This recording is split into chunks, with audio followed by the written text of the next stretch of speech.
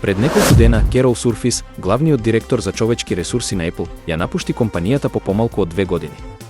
Сурфис беше клучна во одделувањето на малопродажниот сектор од одделот за човечки ресурси, но одлуката на компанијата да ја елиминира нејзината позиција резултираше со нејзино заминување.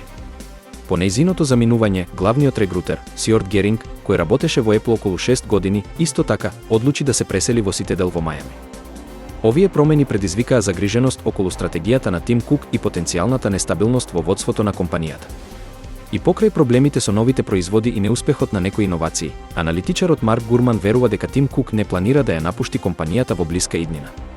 Apple се уште задржува позиција како една од најголемите корпорации во светот, со силна и лојална база на клиенти.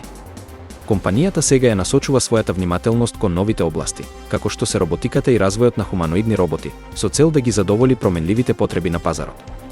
Останува да се види како ќе се развиваат овие иницијативи и колку долго Apple ќе остане на врвот.